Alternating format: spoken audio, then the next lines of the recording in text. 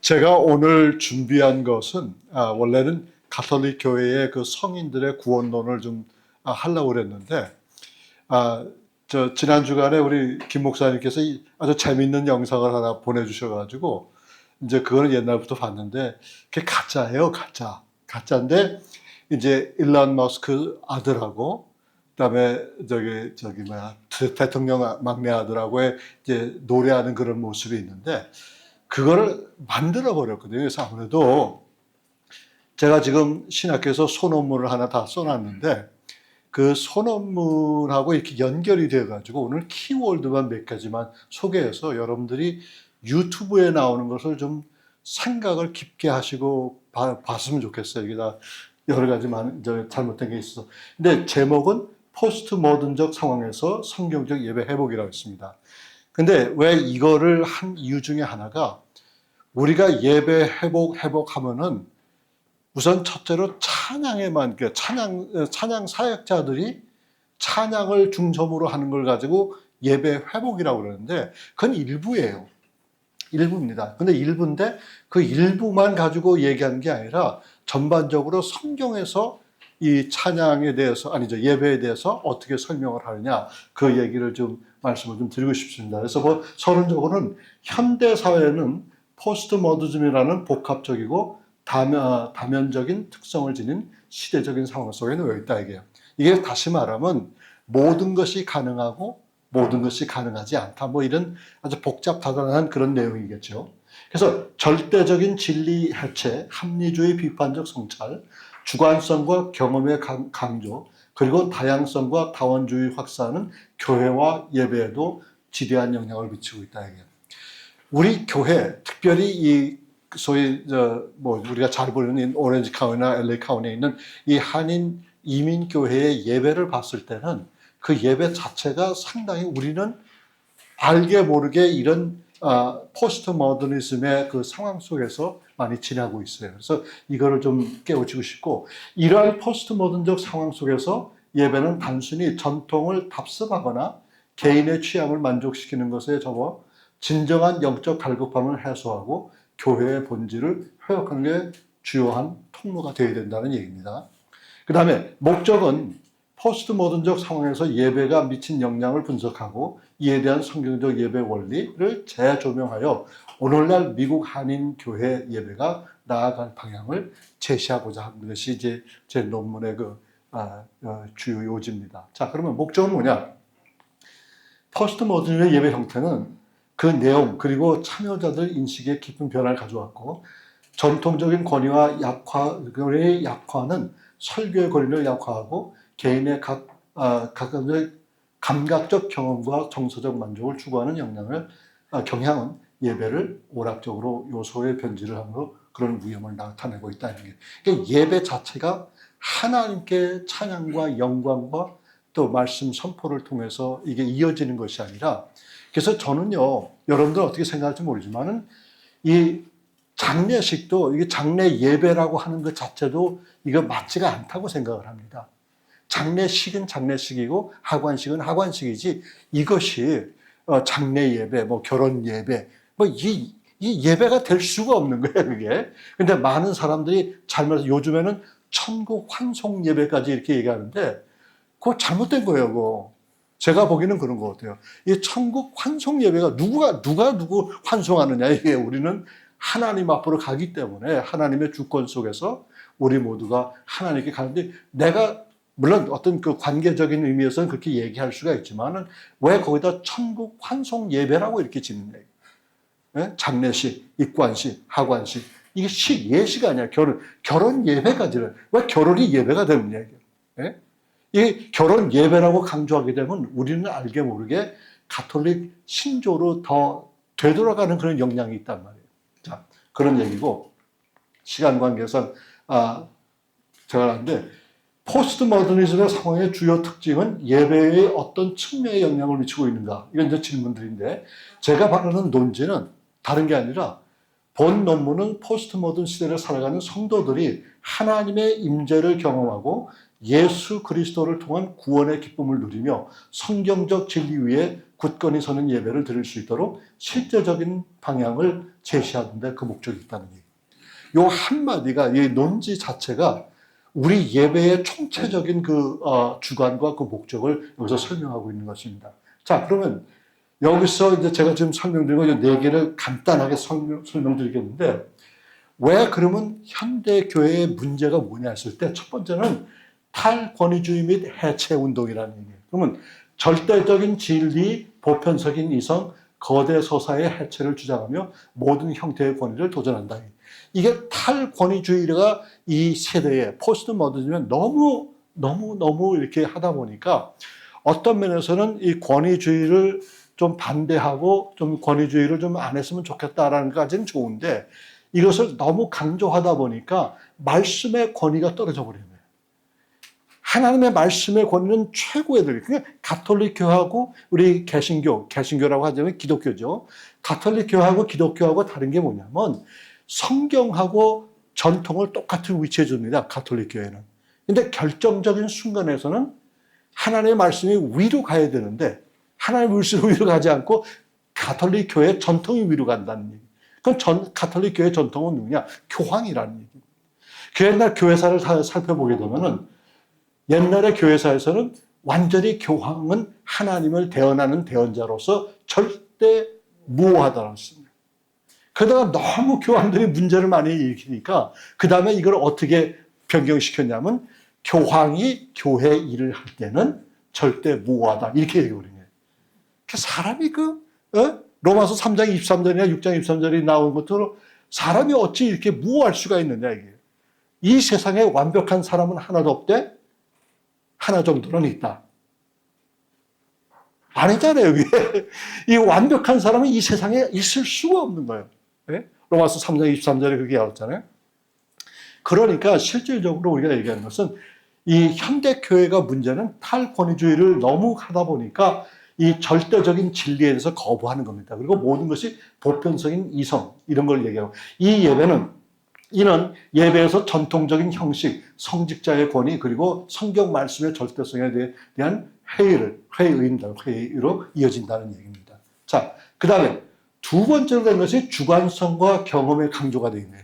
현대 예배가. 그러면 객관적인 진리보다는 개인적 주관인 경험과 감각적인 망정을 중시한다. 그러니까 예배를 보러 간다는 자체도 이게 말이 어폐가 있는 얘기예요. 예배를 왜 보러 갑니까, 여러분들? 예배를 보러 가는 게 아니라 예배를 드리는 거예요. 예배자 아니에요, 우리가. 그럼 예배자가 예배를 보러 가는 게 아니라 예배를 드린다는 입장에서 봤을 때는 요 현대교회가 가지고 있는 문제점 중에 하나가 뭐냐면 내 취향에 맞아야 되는 거예요. 그러니까 어느 A라는 교회 가서 이 교회가 내가 이거 마음에 안 든다. 그러면 마음에 안 든다고 해서 다른 교회를 쳐줘. 사실 우리가 교회 가는 목적과 예배 드리는 그 목적이 나의 어떤 객관적인, 나의 어떤 객관적인, 개인적인 그런 의지보다는 실질적으로, 우리가 원래 객관적인 입장에서 예배를 봐야 되는데 이걸 주관적으로 생각을 하니까 내가 편한 대로 가는 거예요. 내가 원하는 대로. 자, 그 다음에 예배에서 감성적이고 체험적인 요소를 강조를 만들며 때로는 본질적인 말씀이 선포나 교육보다 우선시되는 게 많다. 그러니까 이 현대교회가 가지고 있는 가장 큰 문제 중에 하나가 뭐냐면 What's in it for me? 내게 어떤 영향을 주느냐. 그러니까 주일날 교인들이 와서 이런 태도를 가지는 거예요. 목사님 이제 이렇게 얘기는 안 하겠지만, 목사님 내가 오늘 교회 왔으니까 목사님 나한테 은혜 한번 끼쳐보세요. 이런 식으로 그런 애티튜드를 가지고 있는 얘기예요. 우리가 교회 올 때에 은혜 받으러 교회 옵니까, 여러분? 아니잖아요. 네? 교회를 은혜 받기 위해서 교회를 온다 그러고, 성도들이 예배 끝나고 나가면서, 목사님, 나 오늘 은혜 많이 받았습니다. 감사합니다. 물론 어떤 그 감사하는 의미에서, 수고하는 의미에서 그렇게 얘기는 할 수 있지만은, 이게 은혜를 받고 안 받고가 중요한 게 아니라, 하나님의 말씀을 선포했을 때, 그 선포된 말씀이 우리 믿음 생활에 굉장히 아주 중심적인 그런 메시지가 되기 때문에, 나의 은혜 받고 안 받고 이건 그 두 번째 문제라는 얘기예요. 자, 그런 얘기고, 그 다음에 세 번째는 다양성과 다원주의. 그러니까 단일한 가치 체계보다는 다양한 문화, 가치, 신념을 인정하고 존중한다는 얘기예요. 자, 이런 얘기는 이 트럼프 대통령 전에 바이든 대통령이 했을 때 DEI라고 그래서 그 모든 것이 평등성하고 이퀄성하고 그다음에 모든 것을 받아들인다는 그런 쪽에서 했는데, 그러다 보니까 이 문화 저 문화 할 것 없이 모든 것을 다 합류하다 보니까 이 중심이 잃어버린 거예요. 그러니까 적어도 정치적인 면에서 봤을 때는 미국이라는 이 자유민주주의의 정책에 이게 어긋나 버리는 거예요. 그러다 보니까 평등이라는 말을 갖다가 이제 여러분들 평등하고 공평하고 우리가 분리해서 봐야 돼. 우리는 공평을 주관하는 겁니다. 평등을 주장하는 게 아니라. 네? 하나님의 말씀을 봤을 때는 하나님의 주권자, 그러니까 이 사실 토기장이의 그 하나님의 절대적인 주권을 가지고 우리가 이제 믿을 말씀을 가지고 이제 살아가는데, 이거는 사실상 평등이 아닌 거예요. 이건 공평함을 얘기하는 것입니다. 그래서 그런 가운데서 이것이 알게 모르게 이게 되어버리는데, 가장 중요한 것은 뭐냐면 시뮬라크로라는 그런 단어가 나오는데, 시뮬라크로하고 하이퍼 리얼리티라는 그게 있어요. 한국말로 한다면 초과 실제라는 그런 단어로 설명할 수가 있어요. 그러면 지금 여러분들이 카톡에서 카톡을 이제 김 목사님이 보낸 그 카톡에서 이 그런 아주 이상한 그런 그게 나오잖아요. 근데 그 카톡에 나오는 그 봤을 때 일론 머스크의 아들하고 베런 트럼프하고의 그 관계를 이렇게 한 것이 어떻게 보면은 그 영상으로 완전히 실제적으로 일어나는 거예요. 요즘에 그거 아울러서 아메리칸 갓 탤런트라는 그런 TV 프로그램 있잖아요. 거기에 유튜브 섹션에 보게 되면은 사람들이 무대 위에 가서 뭐 춤추면서 이게 사람 몸이 자꾸 변하는 게 있어. 옷으로 변하고 꽃으로 변하고 동물로 변하고 막 이런데, 이거는 정말 실제로 마술을 하는 것처럼 우리에게 보여지는 거예요. 이게 다 뭐라고 얘기하면 시뮬라크라는 얘기를 그 단어를 할 수가 있어요. 시뮬라크는 실제로 존재하지 않는 대상을 존재하는 것처럼 만들어놓는 인공물의 질을 지칭하고 있다는 얘기예요. 자, 그러면은 이거는 뭐 누가 얘기했다는 것은 그건 나중에 얘기하지만은 사실상 이것을 다시 말하면 시뮬레이션, 그러니까 시뮬레이션이라는 얘기를 할 수가 있습니다. 근데 아주 쉽게 설명을 한다고 그러면, 이제 그 전투기 조종사들이 전투 비행기를 타기 전에 시뮬레이터에 많이 들어갑니다. 그래서 그 시뮬레이터 안에 들어가 가지고 보면 이게 실제적으로 그 만들어 놓은 장치가 실제 비행기에 탄 것처럼 아주 똑바로 이렇게 했고, 어떤 면에서는 실제 있는 비행기 타는 것보다 더 정확하고 더 선명하게 이렇게 만들어 놨어요. 이걸 갖다 시뮬레이션이라는 거예요. 그러면 비행기 조종사들이 이 시뮬레이션에서 수없이 많은 노력을 하고 그다음에 나중에 시험까지 치면서 그 다음 단계를 넘어가는 거예요. 근데 이 시뮬레이션을 봤을 때 이게 우리 여러 가지 많은 게 있어요. 여러분들 영화 매트릭스도 그렇고 액션보다는 철학적인 논의가 너무 많다는 얘기예요. 그 다음에 기술 복제 시대의 예술 작품 예도 있고, 공상과학과 시뮬레이션, 이런 사람들이 토탈 리콜이나 마이너리티 리포트, 미스터 노바디 뭐 이런 많은 영화들이 벌써 이런 것 상황 속에 시뮬레이션이라는 그런 내용 가운데 있어요. 그러니까 이게 실제보다 더 정확하게 실제처럼 만들어 버리는 거예요. 근데 그거하고 실질적으로 우리 예배하고 뭐가 다르냐 했을 때, 우리의 예배 사상의 모든 면에서 이런 것이 복합적으로 돼버린다는 얘기예요. 그러다 보니까 요즘에는 주요 미디어나 이런 걸 사용하지 말라 그 얘기는 아닌데, 많은 사람들이 이걸 사용하면서 정말 그걸 너무나 집요하게 사용하다 보니까 진정으로 말씀 선포의 그 핵심을 잃어버리는 거예요. 네? 그러니까 말씀 전에서도 요즘에는 그러니까 보통 이렇게 설교를 할 때 사람들의 눈을 바라보면서 천천히 말씀을 강론하는 거 하고, 이제 그게 안 되다 보니까 말씀을 하지만 이 스크린 쪽으로 많은 매니플레이션을 하는 거예요. 네? 이제 그렇게 해놓고서 하다 보니까 사람들이 그 그림이나 만들어 놓은 것에 더 중점을 두다 보니까 말씀의 핵심을 잃어버리는 겁니다. 네? 이게 포스트 모더니즘의 지금 상황 속에, 그래서 제가 이 말씀을 여러분들한테 드리는 것은 우리가 이런 첨단 과학을 쓰지 마라 그 얘기는 아니에요. 요즘에는 뭐든지 그래요. 챗 GPT나 이런 거 AI 같은 거 이렇게 사용했을 때 이런 첨단 과학을 사용하는 건 좋지만은, 그러나 그 중심에는 내가 중심에 서가지고 이걸 잘 다룰 수 있어야 되는 거예요. 그렇죠? 그러니까 우리가 그렇잖아요. 돈의 노예가 되지 말라고 그랬잖아요. 그죠? 근데 돈의 노예가 되지 말고 돈을 내가 컨트롤할 수 있는 그런 자리에 있게 되면은 그 사람의 어떤 모든 비즈니스 이런 것이 원만할 텐데 그러지 못한 상황에 있단 말이에요. 그래서 이런 것을 제가 여러분한테 말씀을 드리고 싶은 것은 바로 다름이 아니라 이러한 포스트 모더니즘의 특징들을 예배 형태와 내용의 다양한 방식으로 반영하고 때로는 예배의 본질을 훼손하거나 변질시킬 수 있는 도전의 작용으로 작용되고 있다는 얘기예요. 그래서 우리가 교회에서 요즘에 젊은 세대들을 막 이끌어 모은 데서 여러 가지 많은 그 첨단 과학을 많이 활용을 하는데 그것을 우리는 조심스럽게 생각을 해야 된다는 얘기예요. 왜냐하면 이런 것을 사용함으로 인해서 이제 예배의 중심, 핵심 이슈를 잃어버릴 경우가 많다는 얘기예요. 그러니까 그거는 찬양곡도 마찬가지예요. 찬양곡도 저는 찬양 사역자들을 별로 안 좋아해요. 죄송합니다만. 그 중에 하나는 뭐냐면 찬양곡을 만들면은 그 곡을 대중이 함께 부를 찬양을 만들지 않아요.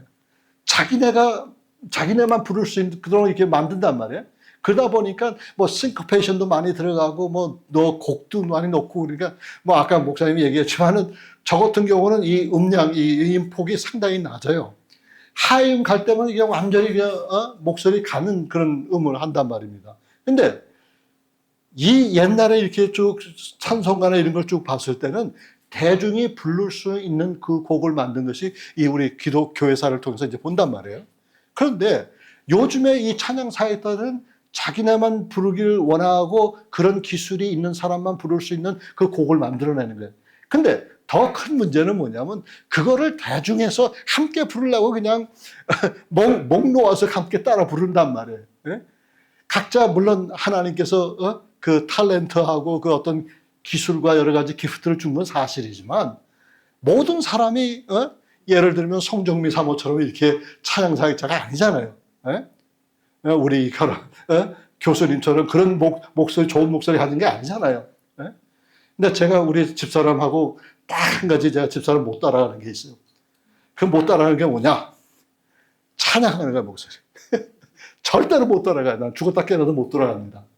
그런데 이런 것을 가지고 보편성을 가지고 하는 것이 아니라 특정한 일을 이렇게 하다 보니까 대중 찬성이 없는 거예요. 그래서 이제 제가 캘빈을 상당히 좋아하는 이유 중에 하나가 그 종교 개혁 시에 한 가지 그 종교 개혁가들에게 가지고 있는 문제점 중에 하나가 뭐냐면 갈등 중에 하나가 뭐냐면 예배 속에 음악을 어떻게 할 것이냐. 그래서 트빙글리 같은 사람은 완전히 음악을 빼버렸어요. 예배 속에서. 그런데 이제 캘빈도 그렇게 했는데 어느 정도 지나가다 보니까 이게 아닌가 싶어가지고 다시 와서 중도를 밸런스를 맞췄단 말이에요. 그러면서 이 캘빈이 허용한 그 예배 음악이라는 것은 시편에서 나온 예배 음악을 이걸 했기 때문에 그것이 성경 말씀에 의한 그런 예배 아니에요. 근데 지금 여러분들 우리 찬송가를 제가 비판하는 건 아니지만 찬송가를 보면 처음 한 20장 정도 그 사이만 빼놓고는 다 간증이에요. 복음성가예요. 근데 문제는 뭐냐면 우리가 한창 복음성가를 이렇게 부를 때 복음성가 부르지 말고 찬송가 부르라고 막 얘기를 한단 말이에요. 근데 가사를 보면은 찬송가 1장부터 한 30장 그 사이만 하나님을 찬양하는 찬송이 있지 그 외에는 다 간증이란 말이에요. 간증이 나쁘다는 소리가 아니에요. 근데 예배 중에서 불리워지는 그런 찬송이나 이런 거 봤을 때는 사실상 우리가 하나님을 찬양하는 그 월십성이 정말 우리가 하나님 앞에 드려야 될 성이 아니냐 이런 생각을 하는 겁니다. 그래서 제가 이런 그 논문을 이제 발표를 하고 이제 여러 교수들과 함께 이제 해가지고 이제 내년 봄 정도에 이제 책이 나올 텐데 그러면서 이제 우리가 이제 같이 이제 심포지움도 하고 그럴 모양입니다. 근데 제가 맡은 것은 바로 이런 거죠. 포스트 모더니즘 상황 속에서 기독교의 성경적 예배 회복이라는 것을 어떻게 할 수 있느냐. 그 예배 회복이라는 것은 원래 그 백들 그 뒤로 가가지고 뭐 초대교회를 간다. 그게 아니라 우리가 현 시대에 포스트 모더니즘 시대에서 이 문화를 전격 배척하는 것도 아니고 배격하는 것도 아니고 그러면 이런 현 상황 속에서 우리가 어떻게 하면 성경을 가지고 성경적인 그런 예배를 드릴 수가 있겠느냐? 이런 거 봤을 때 여러분들 예배의 꽃은 여러분 다른 거 아니에요? 하나님 말씀입니다. 네? 하나님 말씀이 선포되어야 되는데 이런 지지부진한 여러 가지 그 잡다한 그런 것 때문에 하나님 말씀 선포가 이게 둔화될 수가 있다는 얘기예요. 그러면 안 된다는 얘기예요. 오늘 우리 김 목사님께서 말씀에 대해서 많이 말씀해 주셨지만은 실질적으로 예배의 핵심은 말씀 선포예요. 네? 그러니까 그 말씀 지루하고 졸리고 뭐 그 말씀에서 조는 사람 어떤 때는 나도 포함하지만 피곤해서 조는 것은 얼마든지 할 수가 있는데 어떤 사람은 그냥 주기적으로 조는 거예요. 네? 한마디만 얘기하고서 마치겠는데 제가 그래서 덴버에서 이제 17년간 목회를 했지 않습니까? 한 교회에서 10년 2개월을 목회했는데 거기서 처음부터 마지막까지 아주 회개한 일이 있는 거예요. 어느 권사님이 있는데 다른 거 예배 순서 때는 눈이 말똥말똥해요. 근데 하나님의 내가 강단에 올라서 말씀을 선포하려고 이제 말씀을 시작하잖아요. 그러면 고개가 딱 넘어가는 거야. 네? 그리고 자다가 기가 막히게 말씀을 마치면 탁 내려와. 1년에 52주, 10년 2개월입니다. 근데 마지막에 송별 예배할 때는 안 주무시더라고. 그게 말도 안 되는 소리죠, 그게. 자, 뭐 그건 잡다한 얘기지만 사실상 포스트 모더니즘이라는 것을 때 가장 중요한 것은 탈권위주의, 해체주의라는 얘기예요. 이게 해체주의 같은 거는 이제 여러 가지 이제 철학적인 내용의 의미가 있기 때문에 여러분들 말씀드릴 수 없지만은 탈권위주의하고 해체주의하고 그 다음에 중요한 게 뭐냐면 다양성. 다양성을 너무 강조하다 보니까 이 중심을 잃어버리는 거예요. 그리스도의 믿음의 중심을 잃어버리는 거예요. 그래서 이런 말씀을 가지고 우리가 예배 드릴 때 좀 심각하게 생각해야 되지 않을까 생각됩니다. 감사합니다.